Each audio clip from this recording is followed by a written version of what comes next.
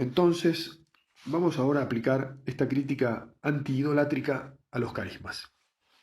Hemos dicho que de estos riesgos para la preservación del carisma, el primero es el riesgo del pan, es decir, el del sobrenaturalismo. Consiste en desvalorizar la dimensión histórica, la de las causas segundas y de la temporalidad. El carisma quedaría así solamente vinculado a la fe y desvinculado de lo terreno. Se pretenden resolver todas las dificultades que surjan desde un planteo sobrenatural. Con un milagro le damos de comer a la multitud. No, el Señor no quiere esto. Él existió en un tiempo. 30 años de vida oculta pasó en la tierra. 3 de predicación. 3 días de su trigo pascual.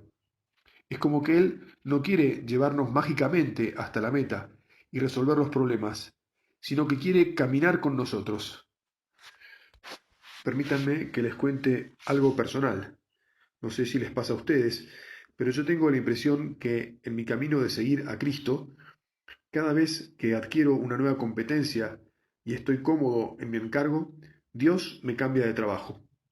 Justo cuando aprendí a hacer lo que tengo que hacer, me piden que empiece a hacer una cosa nueva. Es como si Dios quisiera que yo fuera siempre un aprendiz. Es algo que veo que también le pasa a algunas de las almas que dirijo espiritualmente. En fin, volvamos. La gracia perfecciona la naturaleza, la amplifica, la potencia, pero nunca la puede sustituir. No se puede ser sobrenatural si no se es muy humano. Ser fiel a lo humano es entonces un acto fundamental para poder contrastar la tentación de ver lo sobrenatural, de ver milagros, en hechos o circunstancias que en el fondo no reclaman o no admiten esa solución. Es una tentación contra la fe, digamos así, por exceso, pedirla donde no corresponde. Es un tema fuerte, hay que tener mucho cuidado. Pasemos entonces a la segunda tentación, que es la del misterio. Es mucho más sutil, porque sustancialmente reduce el misterio con M mayúscula al misterio con M minúscula. Pone a Dios en el ámbito cognoscitivo, ontológico y nociológico del ser humano. Se produce un cortocircuito y manipulación de lo divino. Es como la esclerosis de las formas que superan a la esperanza. Aparecen personas que dicen, yo sé lo que es el misterio. Yo, que en el fondo no es más que un hombre o una causa segunda, yo puedo decirte cuál es el misterio. Puedo decirte, por ejemplo, cuál es la voluntad de Dios. Con esta sencilla afirmación están identificando una forma concreta de vivir con lo que sería la forma carismática de hacerlo, es decir, con lo que sería el misterio con mayúscula. Así han sacralizado una forma determinada, una forma con minúscula. Esta es la manipulación. Por eso dijimos esclerosis de las formas que superan a la esperanza. Porque efectivamente lo que sucede con esto es que mata la esperanza porque corta el deseo.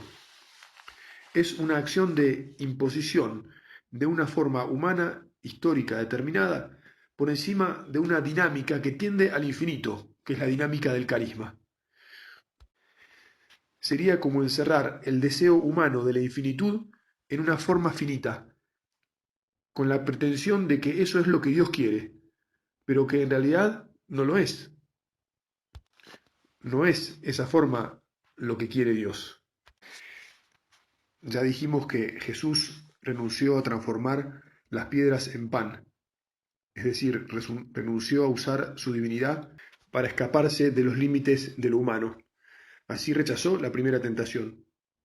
Luego Jesús renunció a lanzarse desde el pináculo del templo, poniendo así a prueba el amor de Dios, que es de lo que trata esta segunda tentación de la que acabamos de hablar. Es decir, Jesús renunció a apropiarse del misterio divino para transformarlo en un misterio controlado por un ser humano, por el hombre Jesús. Así evitó convertirlo en un misterio con minúscula, y garantizó al mismo tiempo la seguridad psicológica de que Dios me ama, sin tener yo la necesidad de poner a prueba su amor tirándome desde el pináculo. El amor de Dios es siempre un misterio, dice Ratzinger, y rechazando esta tentación, nosotros seguimos confiando en Él. Llegamos así entonces a la tercera tentación, que es la vinculada con el espíritu. Es la tentación de la autoridad, la de rendirse frente a la autoridad humana, tener a todos los potentados que existen sobre la tierra adorándome. El problema de la adoración es el problema del poder. Es interesante cómo para la samaritana el problema es justamente el de la adoración. ¿Dónde es que hay que adorar? Recapitulamos entonces los tres criterios teológicos a los que nos lleva esta tríada de Dostoyevsky y su relación con Ratzinger. Me parece que son: para responder al milagro, nos apoyamos en la humanidad de Cristo como único camino hacia Dios. Todo aquello que no es humano no puede ser querido por Dios. No hay un camino para ir hacia lo divino que no sea humano. Dios se hizo hombre.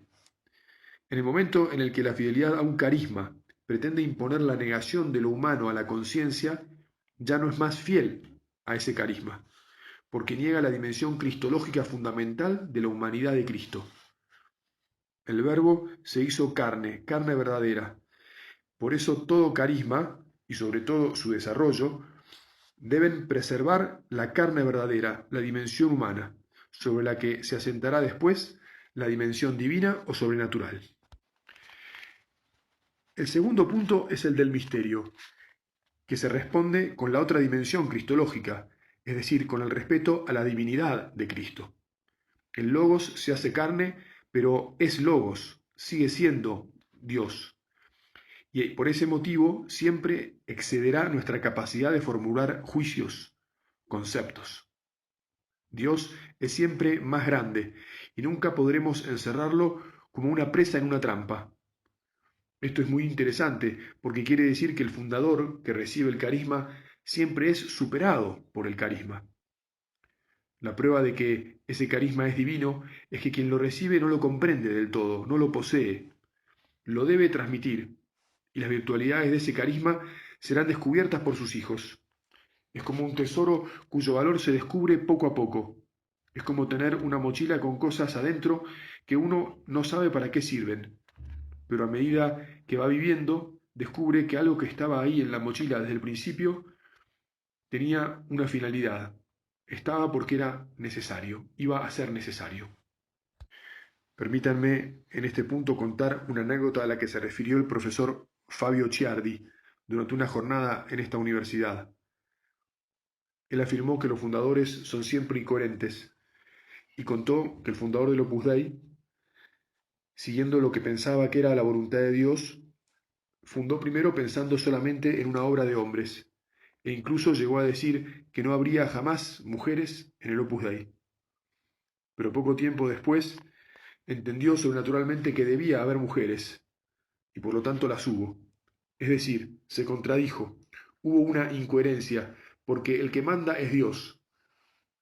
En general, los carismas son una realidad que desafían constantemente a las categorías de un fundador. Entonces, hay que preguntarse si la fidelidad al fundador no deba ser, en cierto sentido, entre comillas, incoherente, para poder ser una auténtica fidelidad. Suena fuerte, dicho de esta manera, pero tiene un fundamento teológico, porque las categorías con las que viene elaborando el carisma se encuentran siempre determinadas históricamente, y por lo tanto, si el carisma es verdadero, transformará estas categorías como transformó las del fundador. Y finalmente, la respuesta que me resulta más apropiada es la que se da a la tentación de la autoridad. Y esta respuesta es la Trinidad, propiamente la paternidad del Dios unitrino. Por lo tanto, los criterios para mí son Cristo y la Trinidad.